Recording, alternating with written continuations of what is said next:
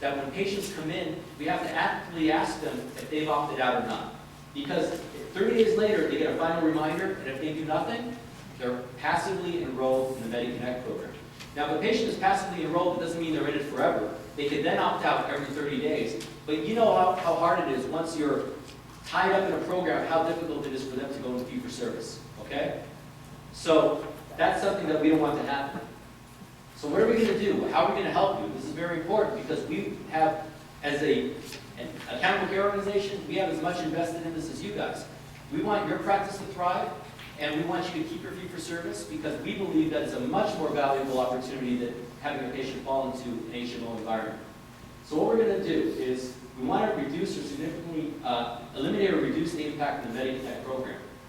We are going to very soon have someone call your office to be able to provide you a list of all the patients that we know are in your practice that are Medicare fee-for-service beneficiaries. How are we going to know? Because Medicare provides us that list of your beneficiaries. Now, there might be some patients that see you that are not your attributed beneficiaries, but it's going to be a small amount compared to the amount that you have for primary care.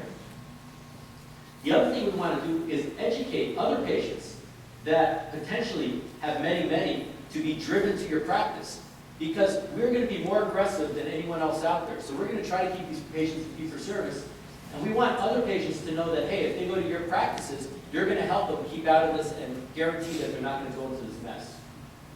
And we're going to continue educating physicians and patients about the MediConnect rollout so that they're well aware of what's happening. So an example of what we're going to do. We're going to give you a list of all the patients that might be many in your practice. We're going to help you generate a checklist so that every time a patient comes in who has a many insurance, that they're asked simple questions. Did they receive the packet for MediConnect? Have they actively opted out? And we're even trying to find ways that maybe we'll have opt-out literature so we can opt them out right in the practice and just send it in on their behalf. Because if you leave it up to the patients, you're going to get a lot of patients who are going to slip through the cracks. And once they're in this system, it's going to, who knows how difficult it's going to be to get them out. Okay? So it's very important.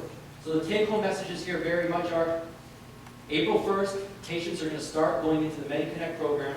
It's going to be based on their birth date. So patients who were born in December are going to get a letter that month. That's going to be January,